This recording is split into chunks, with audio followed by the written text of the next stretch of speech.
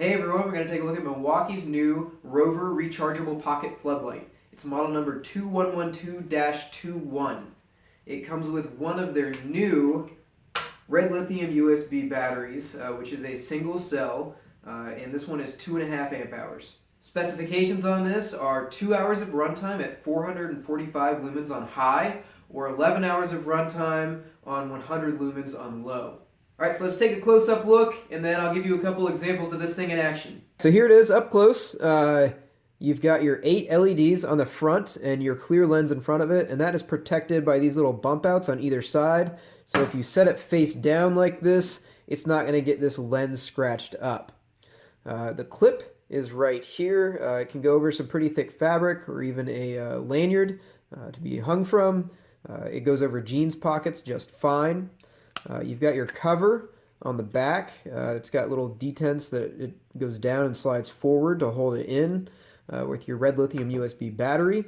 And this cover is actually really sturdy, and it's got, along the inside here, it's got an overmolded rubber gasket all the way along this lip and on the top here. So this is IP54 rated. That means it's water and dust resistant.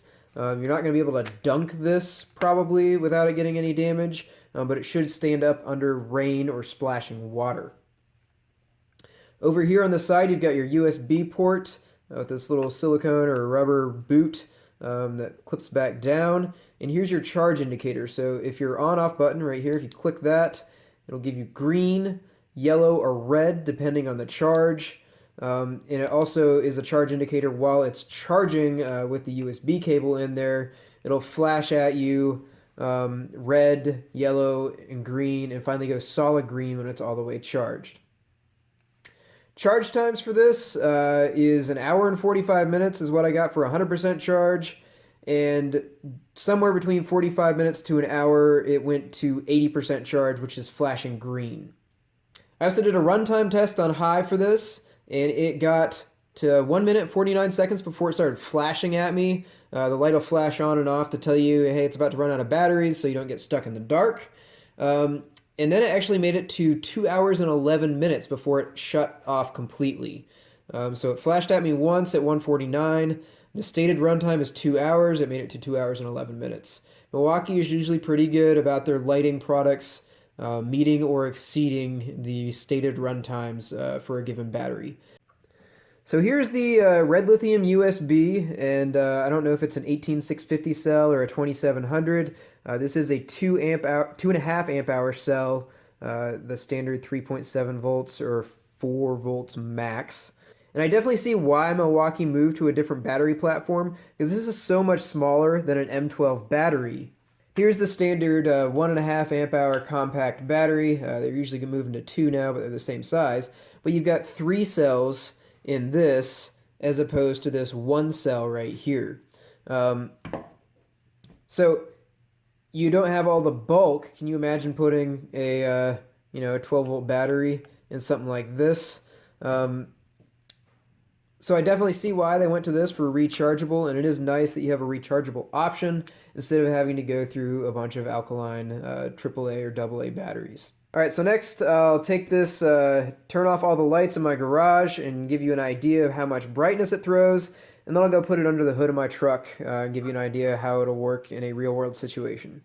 All right, so I've got all the lights off in my garage. It's night outside. This is the only source of illumination. You can see it lights it up pretty well. It's good for, like just a small work area, maybe the surface of a workbench, maybe under a sink. It's not good for, a big wide area lighting. It does light it up well enough. I'd have no problems working on, delicate tasks, as long as this is, relatively close to where I'm working at. If you set it down, it kind of angles upwards due to how the geometry of it is shaped. So this is on high. I'll go ahead and turn it to low. The camera will probably auto-compensate. There's low. It's significantly less bright. It's about 1/4 brightness of high, but it does give you a very significant bump in runtime. Alright, so one excellent application I can see for this is throw it in your glove box, and if you have car trouble at night, this thing would be excellent for getting under the hood. and getting some illumination in there and having it hands-free. It's not just a flashlight. You can clunk it up there with the end and have it sit pretty well just fine. So the one big complaint I have about this light is the magnet on the back clip is not strong enough. The end is fine. It's got a magnet here and a magnet here. The one here will hold it pretty well. The one on the back does not hold it well at all. So just a quick demonstration.